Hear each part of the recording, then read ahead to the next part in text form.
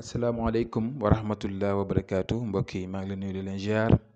di commencé sama ngërëm rek si ñi nga xam ne gàmm gi paase rek macha allah def nañ seen teraanga def si seen mbir am na ñoo xam ne teew nañ muy mbégte bu lool ba mbégte bu sax trop sama xol ndaxte dama leen a jox ay secret rek di leen dimbalante ñi may jëflante ak ñoom waaye ñu si gën a bëri dagg seen yitte ñëw gàmm si ñi nga xamante ni bàyyi nañ seen soxla yëpp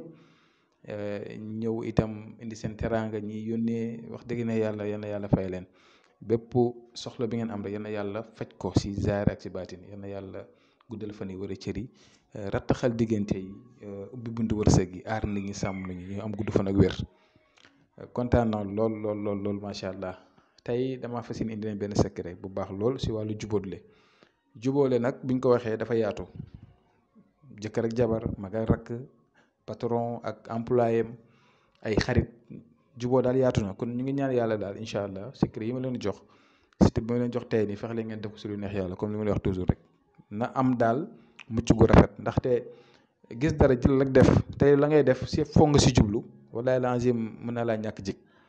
ndaxte fan yi chaque jour nit woo ma da ngaa joxe nangam ma def ko gis si résultat maa ngi lay sant di la gërëm alhamdulilah. da ngaa joxe nangam ma def ko lépp sax yàlla la neex ndaxte def dara moom mu sotti yàlla la neex kon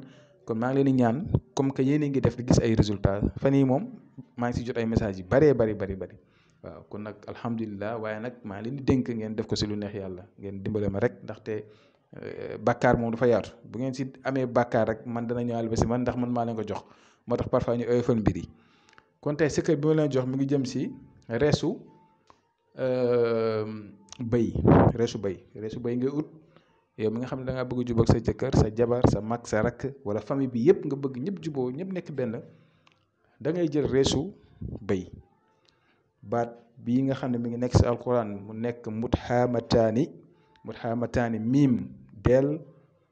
miim taa alif nuun mooy muthaamataani léegi nag muthaamataani boobu noonu moom ngay jël nga bind ko ci reesu bëy bi donc ciy bind muthaamataani soo paree da nga koy jël nga wer ko ba mu wow def ko sunguf di ko def ci ataaya wala ci café wala ci tuuti ci ndox mi waa kër gi di naan wala bu fekkee kër gi nga bëgg ñu juboo def ko ci li ñuy lekk ci li ñuy togg nga xam ne ñëpp dañuy bokkandoo añ wala bokkandoo ndékk wala bokkandoo reer wala nga def ko ci ataaya wala café yow daal yaa xam foo ko mën a def bu dee ñaar ñu sëy itam nañ ko def ñoo ñaar bokk lekk incha allah. am na neneen nuñ koy liggéeyee si wàllu nopp ñaar ñu bëggante mais foofu ñaari tur yi la ñuy dugal mais boobu dafa xaw a dangereux tuuti comme li ma leen wax rek ndaxte da ngay xool fan yi li may nit di woo naa ma da ngaa joxe nangam ma def ko gis si résultat bu fekkee ne am na ñoo xam ne def nañ si mooy yàlla su boobaa day bakkaar bi ñun duñ ko attan moo tax ñuy woyofal mbir yi parfois mais bii ma leen jox ni def leen ko ñi ko mënta def itam ndaxte man yii dama si faral di ko garder ndax ñi nga xam ne mënuñ koo def dama koy transformer en poudre pour ñi nga xam ne ñu ngi bëgg a jubóo dañ leen koy jox rek ngeen def ko ci ñam bi ndaxte dañ koy defar weer ko ba mu wow def ko sunguf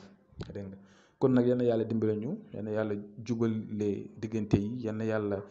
guddal fan yi wala cër yi yokk xéwale ci zaahir ci baatin yàlla aar ñu sàmm ñu yàlla rek moo mën a faj aaju kon yal na yàlla fajal suñu aaju ñu ñëpp ñu ngi yem fii di leen jox di daje bu suba jàmm incha allah asalaamaaleykum wa rahmatullah wa barakaatu.